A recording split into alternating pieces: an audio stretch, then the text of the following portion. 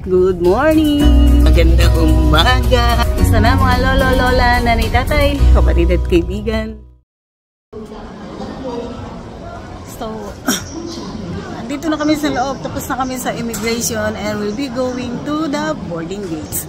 So, excited ang lola, excited ang lolo. We're going back to Philippines. This is one of those moments that Lola Mirai is too excited to go back home. Oh, may McDonald's na rin sa loob. Where? Ayun oh. Sa new one. Open. So, dito tayo sa Vocalator para medyo mas mabilis na konti. Nakalawak ng airport actually.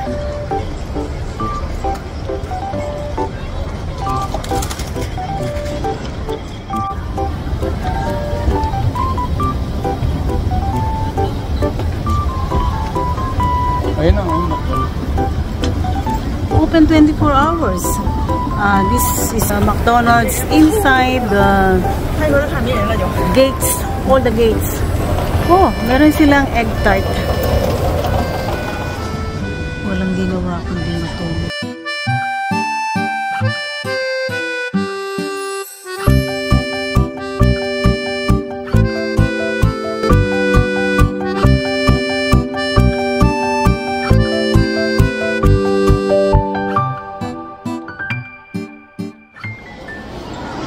Welcome to Philippines! Tara! Hintay namin ang lolo habang bibili ng SIM card at nagpaparegister ng kanyang bagong Philippine telephone number. So, mga lola, mga tatay, welcome to Philippines! nag-change mo, lista mo yung... Ayan o, kahit sa Pilipinas, gising-gising mga tao. Facebook, Instagram, yung mga kabataan, yung mga nanay at mga tatay, Facebook. It's already nighttime. The travel is long and tiring, but Lola Mirai is too happy to be here. Good morning, Philippines! It's 5:55 a.m. Sumisikat na ang araw. Good morning! Magandang umaga! First day natin dito sa... First morning dito sa Philippines and happy ang Lola Mirai. So far okay pa rin yung init. Hindi pa ganun kainit, but I hope na hindi magiging ganun kainit for today. In the past few days, medyo umuulan, so hindi ganun kainit so far. So, these are the plants na itinanim natin last December. At may tumubong white flower, wild plants. I don't know what is that, pero mukhang maganda ang kanyang moving bulaklak. So, hayaan lang natin dyan. Ito ang ating kalachuchi. Awa ng Diyos, kahit na sobrang init ng panahon, sobrang maaraw, buhay pa rin. Meron namang nagdidilig, so buhay pa rin siya. I'm so happy na ang ating bougainvillea. Lumaki ayan. So in a period of 5 months, ayan malaki na ang inilaki niya. Ito pa rin yung ating isa pang kalachuchi. And this one, malaki na rin. And this is our rubber tree. Malaki na talaga. Ang laki pa sa akin. Sobrang ang laki ng inilaki niya.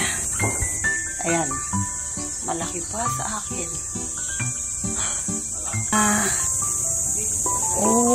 Ayan very healthy. Hindi ko alam kung namumulaklak siya. What is this? Ayan another kalachuchi and another bougainvillea. Pantisal. Yan ang paborito na tinapay ng Lola Miray. Pero ang gusto ko ay plain lang. Ayoko yung may cheese, ayoko ng malunggay flavor. Just plain pandesal. Para kasi bumabalik yung aking kabataan na talagang pandesal ang isa sa bumuhay sa amin. So, totoo nga po ang chismis. Mainit sa Pilipinas. Pinapapawisan na ang Lola Miray. Papunta kami ngayon sa church. So, anong oras na yun? Now is 8:43. Tumatagaktak na yung pawis ng Lola. Pero okay pa rin. Tama ba yung natin? 8:52? Late na ng minutes. 8:54. Mainit. Matraffic. Pero kita mo naman, tuloy ang takbo ng buhay. So, ganun lang naman talaga.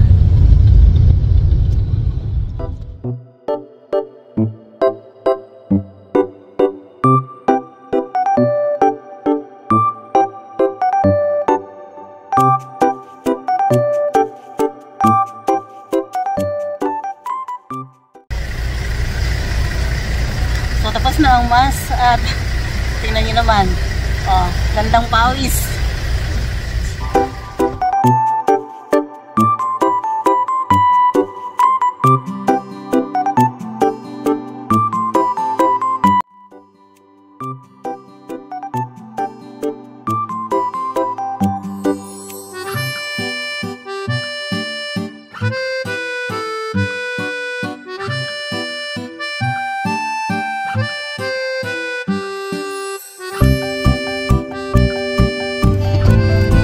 So now we have the buko mango, $70.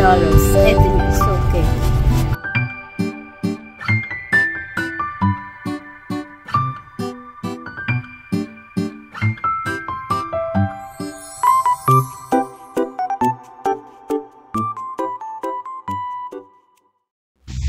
Our lunch for today is from Mang Inasal, grilled chicken, palabok, barbecue, vegetable, spring roll, and fried rice. Masarap siya actually.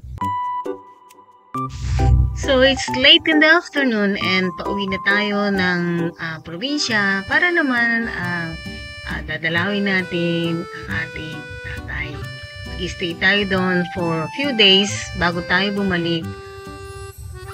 So, sit, relax, and enjoy sa magandang view na dadaanan natin pauwi sa tatay. So, palubog na ang araw. Malayo pa ang ating lalakbayin para makarating sa ating mga tatay. So, ang kasabihan, malayo man, malapit din. So, mga lola, mga nanay, mga tatay, mga kapatid at kaibigan, the young ones and the young at heart, hanggang sa muli. Sa Lola Miray na muli niyang sasamahan tomorrow sa ating muling pagsama sa mga kwento ni Lola Miray. Until then, ingat-ingat everyone and God bless everyone. Bye!